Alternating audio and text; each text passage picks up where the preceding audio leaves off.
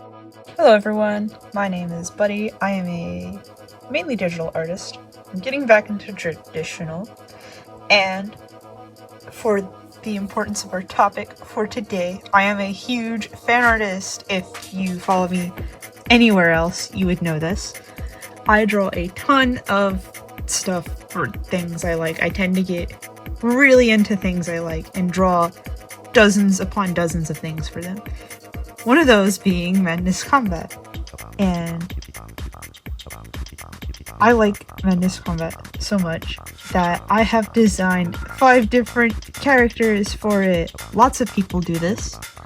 Lots of people make fan OCs for Madness Combat. There are lots of cool ones on Twitter and Newgrounds and Instagram, so you should really look for them. Now, I'm not saying what I'm doing is original, I'm just saying that today I want to talk about one of my characters in particular. This one is my CANKERSORE, and if you are unfamiliar with fan OCs or self-inserts or terminology, specifically in artwork or in the Madness Combat community, a CANKERSORE is basically a self-insert that represents you while taking the role of Hank, the main character from Madness Combat. Except the lore I've kind of written for this character is a little unique, as my CANKERSORE can exist in the same fan story as the original Hank. But I'm not the first person to do this. One of my mutuals on Twitter, Beamer, has also done this with their CANKERSORE, Bing. I think Bink is a real cutie. You should really go check out Beamer's art. It is super cool. So my CANKERSORE is CANKERSORE. CANKERSORE is a unicorn type character. Unicorn satyr thing, like heavily human leaning, or not human leaning, whatever type of character, whatever type of creature that the characters are in Madness Combat, they're called grunts or mag agents. They're not human. I think they're clones, which does line up with the lore I've written for CANKERSORE. CANKERSORE is also known as Kank for short. I also call him Angel Cakes sometimes, just because I think it's really silly. But that's not to be confused with my other OC, Angel Cakes, which is why that's not his name. But anyway, CANKERSORE does not come from Nevada. He is from a different universe entirely. So what happens is that he comes from a universe where everyone is like him. They are all unicorn, satyr, grunt thingy. And what happens is he is a special one. They live in a society that kind of works like a unicorn hive, I guess. And their queen is about to be replaced, and she knows it. The prophecy has been saying, this year the new unicorn ruler will be of age, will be able to take the throne. And there's like unease and like discordance and the unicorn hive kingdom universe. And she's like, no, I will not be dethroned. So she spends a lot of her time searching for the new Bethroned, in which she does find CANKERSORE. CANKERSORE is an odd case.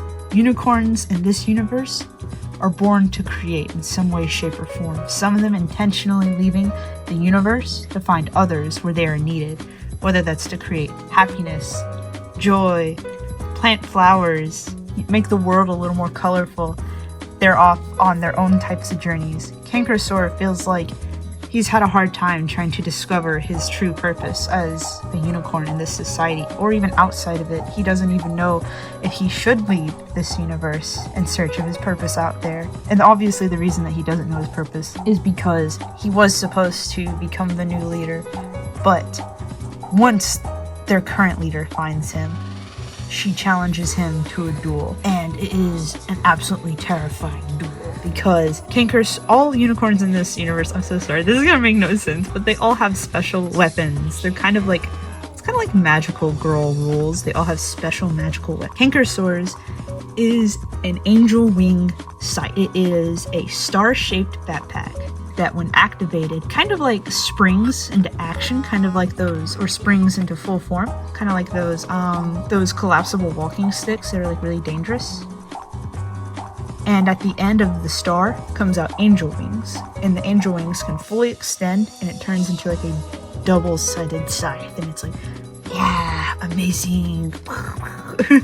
And so what happens is CANKERSORE actually comes very close to defeating the ruler, but she manages to play dirty. And so what she does is she falsely accuses of CANKERSORE of heresy and treachery to the highest degree. And of course, being the leader, no one's gonna be like, oh, you know, time for a trial or whatever, because it's like, oh, the leader is damning him herself. Dun dun dun. So for his punishment, he is exiled from their universe. And when you are exiled from this universe, it is done so in such a way where you cannot return. So what happens is there's basically kind of like a veil all around the universe for the other unicorn satyrs to travel through back and forth freely. However, there's like a secondary veil that you cannot pass. It's like one way. If you go in it, you're not going to be able to come back. And that is how he was expelled. And so this is the part where I'm kind of like just throwing stuff in there for funsies onesies, being really weird with it. But the universe that they reside in is actually like a giant unicorn goddess lady. And so it's kind of like they all reside in her heart. So she spits him out, and she knows that he's been falsely punished and exiled, and she apologizes for what she must do. And so like when he's spat out, there's like all these spikes that are like in tethers and tendrils and stuff that are at the edge of the universe as he's being expelled, which result in his new malformation. He is completely scarred. However, now he can reform. His form is no longer as rigid as it was in his prior universe.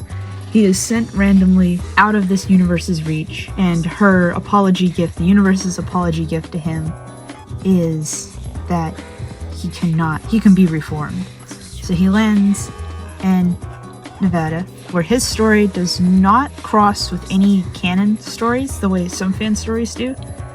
His story is more aligned with my other Madness Combat OCs, which I'll talk about another day.